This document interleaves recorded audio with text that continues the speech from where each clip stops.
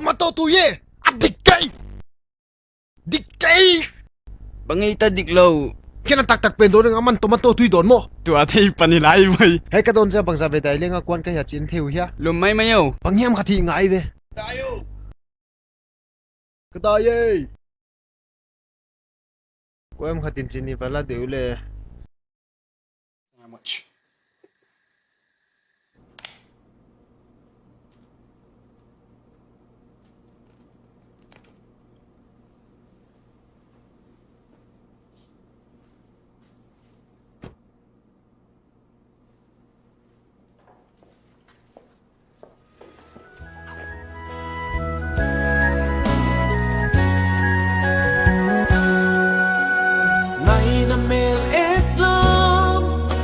xuân được chìm cháy cánh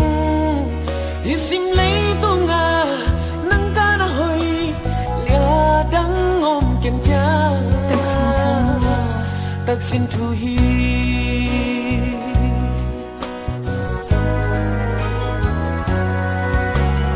mùa kiên sông hồng leo ninh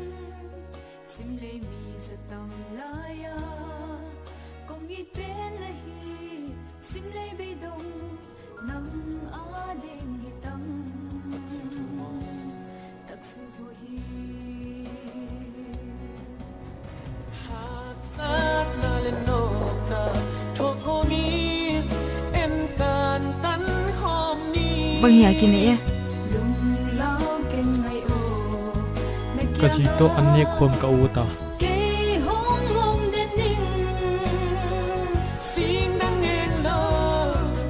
thil khat achang in kon hil de ko hon ngai non ke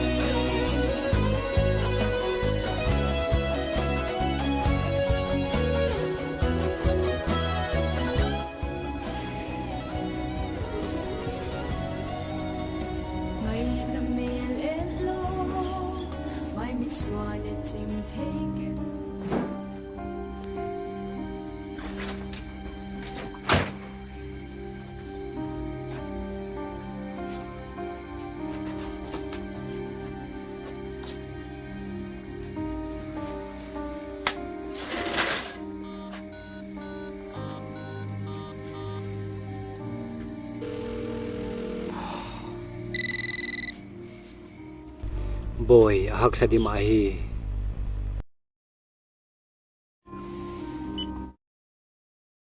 hello son pa katop ta ka hi non te ke di na chi teng ka hi a bang ma om tuan ke bang ma phatwam ke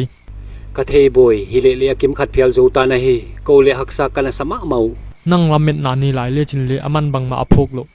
ko le lamet na kanei lo hunu om thamei ve chi ke le ko le ki teng lo di ka hiu boy na feeling pen poi mo lo phota hi na thili pen muai voi hilo aman bang ma ngai sak lo pi bang ma phatwa ma lo pa ka hi ma son jing chang la mandiam hi mane bang ja ke jing ja kong ho di ki ho ni pa hi hal da he kong ho di o boy ka u thi mi ma ole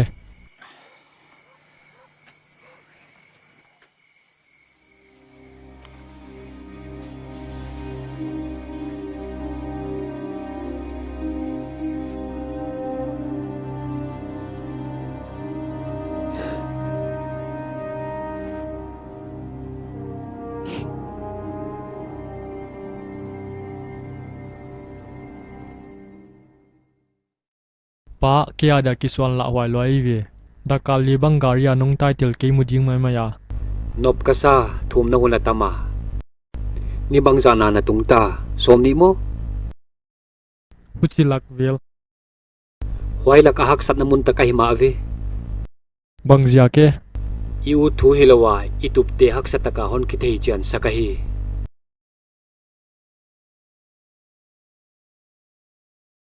mo kanun hak sanan tun khaya le i nanun chu thil thei thei siama ka ki kim chu u chi ti te hi teulo bangzia ka hidi hon ngai lo ja ki lo di hol le hon de lo pi pa enve ka thili ting ting hon social ve ke tel voi sim dia kon piak teng na sim ya le why bible sang te mo na chi sim lo ka gen hin vele wai lo pi ka poimo bangai tale na poimo ki min setaka ki khen dek ka hi lamu theile ka chive ken pan lak the dan dana lai nga hilele ki wa ka hi thilo pi nagen zodik mainte hilele hwai sanga poimo zo om di ve o pa he pi takin jesu thu na gen tekle gen da mayo kahin khwa ding in hon pan pi ding ka poimo ke boy jesu hon pan pi tu mai hilowa hi in khwa poimo pen pen ama ai ve pa bangja ka hwai na gen in khwa a poimo pen na chi bang chida nei ta ke kwa ka hia chi ka ki thei khia kin le ma kwa a chi ka thei khia kin ama pan pi ka ngai dan ka the angai dam na le hon tan na ka poimo lam ka the to na gen ka the siam the ke bangja ka ama hot dam na poimo ke ta medila ka pai ding ja kin mo a hi ke le ka khen ja kun mo I ama de na tan na tun jo lo zia kin bange twal that ken chi te mo pa ken mi ka pan pi vele ke ka mi hoi tho voi nang edanin hilele pathianin nang edanin lawa ama zanga hi aman bang che te ta diktat na it na kani vele ginom na mi ka khwal voi ken hwai te kani vele khat ve na hin na hon pe pa pathian na i thia le ama edan sang lo telin chin mu da na bang le twal tha na sim illa na bang le angkom na bang asimei ve achi le ka thil hoi hi teng la kwa hiam khat mei ka nga pat na hot khiat ja ka pathian to ki tuang na hi lo pi athu piak te na zui sa ma khat ve te ama ma ki puang din na hi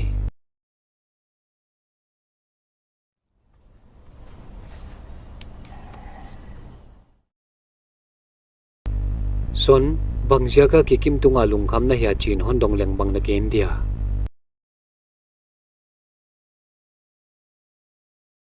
alung tang khau thil teng kya dia haksa swak sak vek achi lo ngal chi lo zama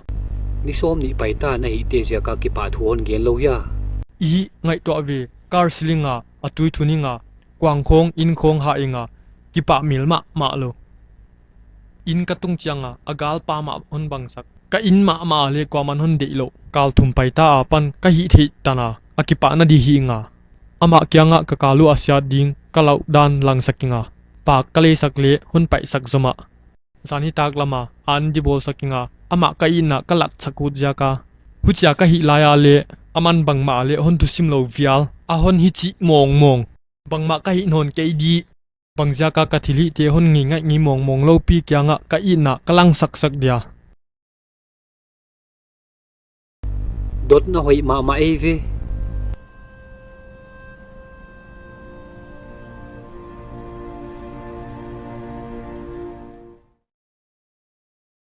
huchidan hiloi ve pa hilowe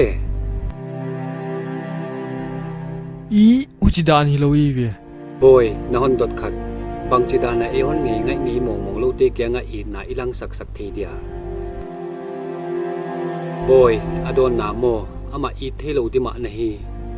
na nei lo pi kwa ma pe thelo na hi chianga